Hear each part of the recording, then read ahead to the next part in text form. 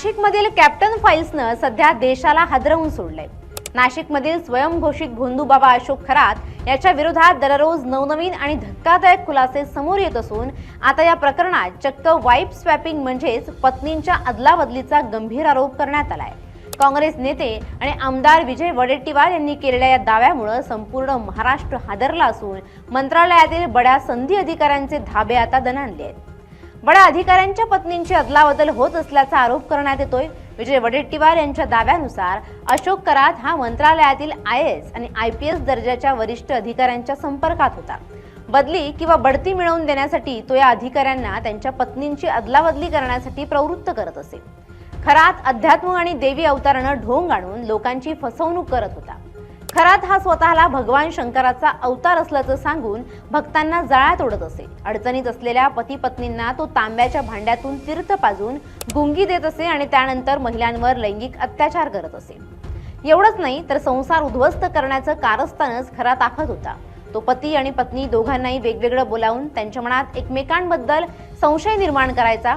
तुझा पती विश्वासघातकी आहे किंवा तू खूप सुंदर आहेस पण तुझ्या पतीला तुझी किंमत नाही असं सांगून तो त्यांचं मानसिक संतुलन बिघडवत असे आणि आपल्या जाळ्यात ओढत असे। खरातचे राजकीय आणि आर्थिक लागेबांधेही मंत्रालयापर्यंत पोहोचल्याचा आरोप करण्यात येतोय। या प्रकरणात केवळ लैंगिक अत्याचारच नव्हे तर कोट्यवधींच्या आर्थिक फसवणुकीचे गुन्हेही दाखल आहेत। खरातच्या पत्नीच्या नावे असलेल्या जमीन व्यवहारात एका SRA अधिकाऱ्याच्या पत्नीचा थेट सहभाग असल्याचं तपासात उघड झालंय।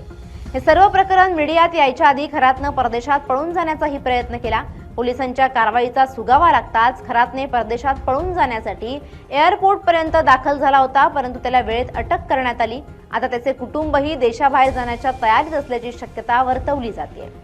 नाशिक पोलिसांनी या प्रकरणाच्या सखोल तपासासाठी विशेष तपास पथक स्थापन केलंय। खरातच्या मोबाईलमधून अनेक महत्त्वाचे पुरावे, व्हिडिओ आणि ऑडिओ क्लिप्स हस्तगत केल्या जात आहेत। या व्हिडिओमध्ये अनेक प्रतिष्ठित व्यक्तींचे चेहरे समोर येण्याची शक्यता असल्याने खळबळ उडाली आहे। विजय वडेट्टीवार यांनी या प्रकरणाची उच्चस्तरीय चौकशी करून दोषी अधिकाऱ्यांची नावं जाहीर करण्याची मागणी केली आहे। सध्या पोलीस खरातच्या संपर्कात असलेल्या भक्त परिवाराची आणि आर्थिक व्यवहारांची कसून चौकशी करते। आधीच हे प्रकरण अनेक नेत्यांची झोप उडवतंय आणि यानं चाकणकरांची पदं तर खाल्ली आहेतच, मात्र हे प्रकरण नीलम गोरे यांनाही मागात पडेल असं दिसतंय। तर खरातचा पुण्याचा CA हाही कोट्यधीश निघाल्यानं खळबळ उडाली आहे। त्याच्या संपत्तीचीही चौकशी आता फैलावर येण्याची शक्यता आहे। अगदी दीपक केसरकरांपासून ते चाकणकरांपर्यंत आणि लोकल लेवलच्या अधिकाऱ्यांपासून ते अगदी IAS अधिकाऱ्यांपर्यंत या प्रकरणाचे धागेदोरे पोहोचले आहेत। हे प्रकरण लैंगिक अत्याचारावरून सुरू झालं ते संपत्तीपर्यंत आणि राजकीय कनेक्शनपर्यंत पोहोचलंय।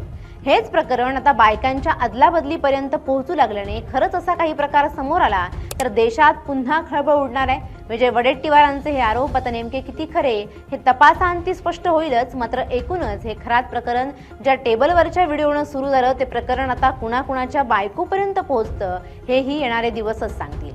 Bureau report LS Marathi.